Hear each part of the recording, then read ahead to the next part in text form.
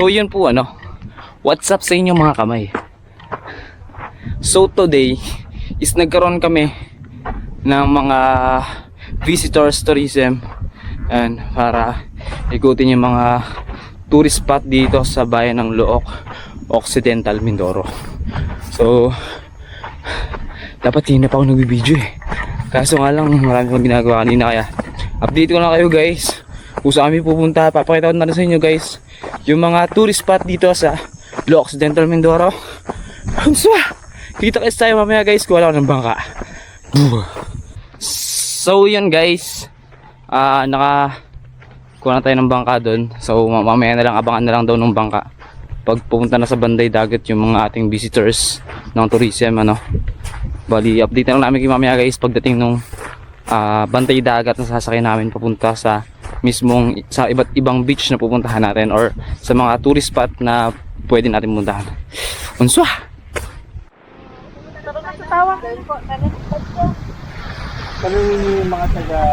So pupunta namin guys, Banday Dagat. Andito yung Banday Dagat.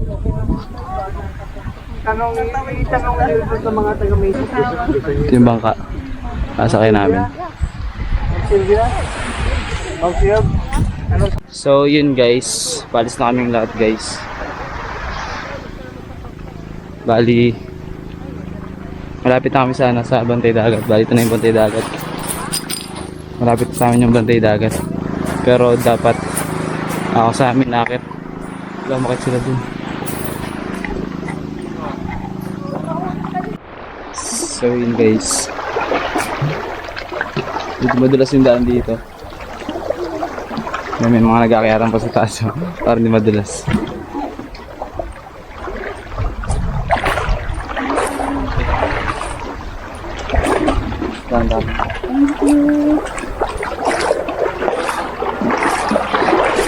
Medyo lumalalim yung dagat. Balito na yung Banday Dagat namin guys. Buti hindi malakas yung alam.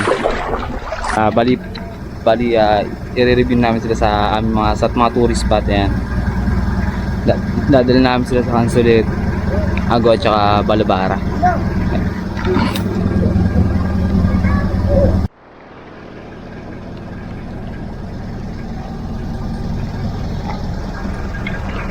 Saan tayo pupunta?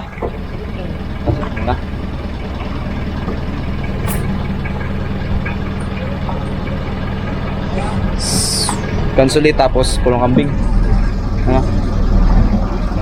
Pulong Kambing o Agbo pala. Adaan niya.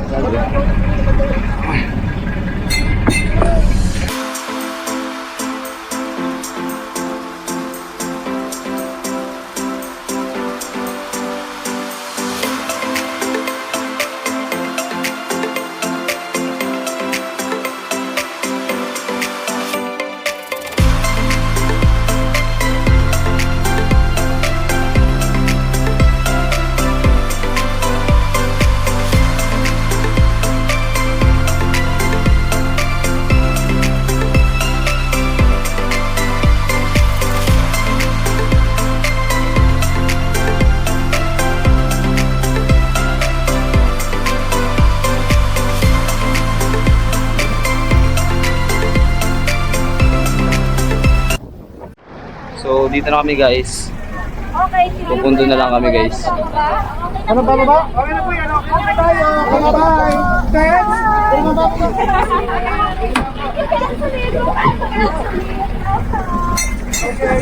Cansulit Beach.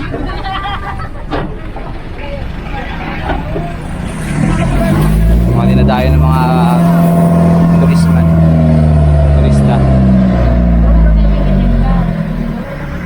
So yun guys, kararating lang namin pero palis na ulit kami guys.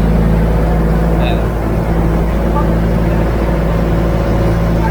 Yung mga kasama ko, bali mga kasama ko is yung iba is Tigalubang Island, then yung iba is mga Paluan, sa pagkakaluan yung ibang kasama namin dito. So bali punta sila dito para visit yung mga tourist spot natin guys. Bali yung gamit namin bangka dito is galing pang munisipyo. Galing pa siyang munisipyo para magamit ang ating mga bisita natin guys.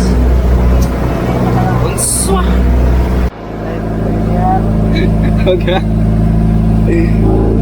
Taga saan ka, sir? Sir, taga saan ka, sir? Sir, Kaya rito sa loob. ha? Kaya rito sa loob. Ano po yung purpose niya mga ganyang bonnet? Para di ba sa araw ano, Para hindi mapilit sa araw? Para hindi nangingitim yung mukha, ano? para di ba bago yung kotes. Oo. Ano po this lang? Kotes ano na eh. Porsilanas kaya Nagigil ka. So yun po ano, pabalik muna tayo ng ano guys, ng babalik muna tayo ng Antoyan kasi nga medyo nagpupunta na yung ating mga tourism officer natin. Balik kakain muna tayo guys. Papunta tayong Antoyan.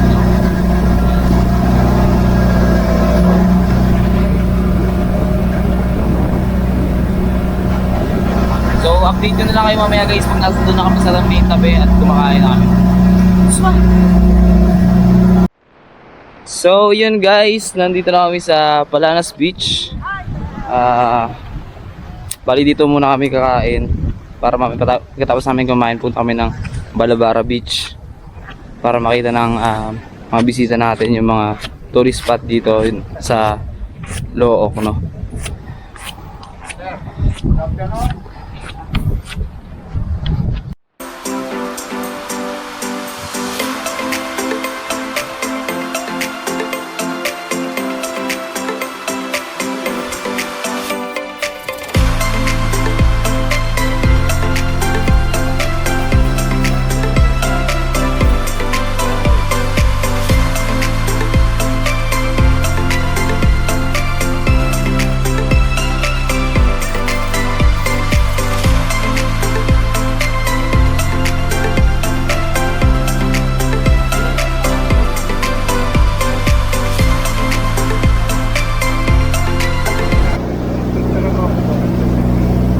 nung unang panahon, merong World Arena sa area na tinatawag na Oriental Mindoro at World Arena sa area na tinatawag na Occidental Mindoro ngayon.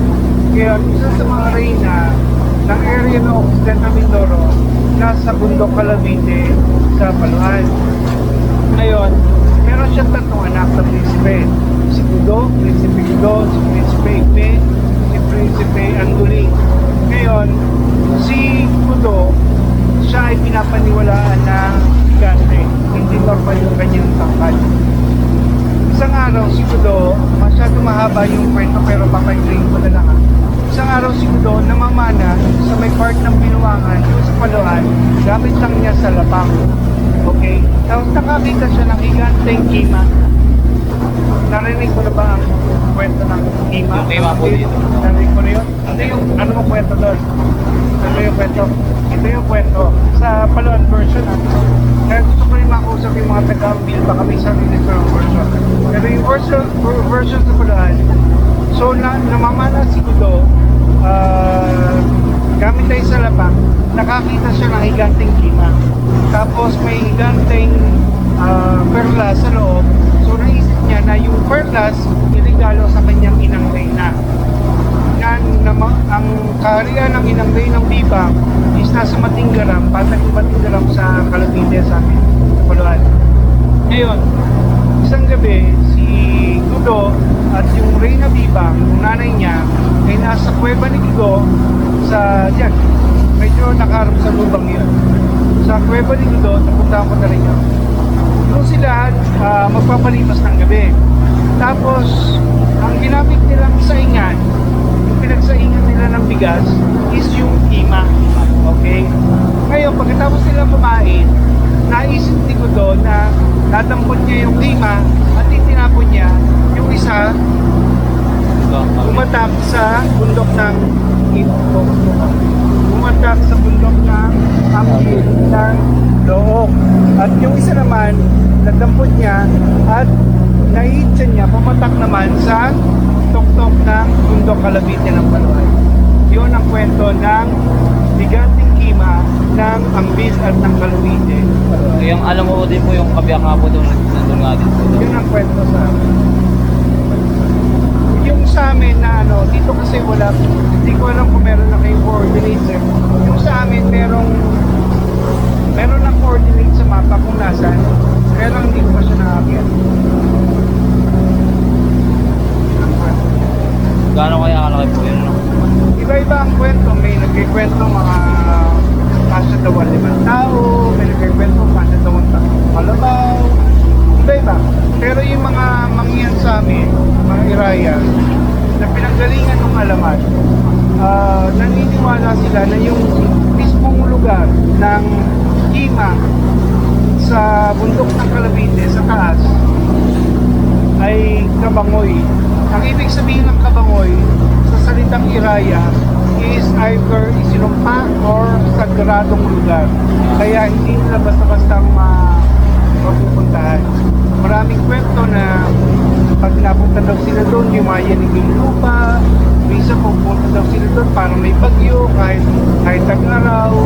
Minsan pupunta daw sila doon, iba daw yung galaw ng mga puno.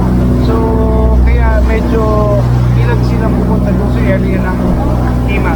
Pero doon sa mapa na meron ako, nakaharap siya dito. Hindi doon sa nakaharap sa Paluan. Dito nakaharap sa Palubang, yung Kima. So dyan, hindi ko alam ang kwento ng ano yung version ng loob sa kwento ng Liganting Kima. Hindi ka naman po narinig yung kwento na ano yun. Ibang tangan ko lang po may Kima nga daw po dyan. Hindi lang kabiyak lang. So yun guys, nandito na kami sa Balabara Beach. Ano yung Balabara Beach na pinagmamalaki ng Ambil. Bali private private area. Kaya hindi kami pwede pumasok doon sa bahay na yun. Pero pwede kaming magala dito sa mga buhanginan na to. And pwede kayong maligo dito.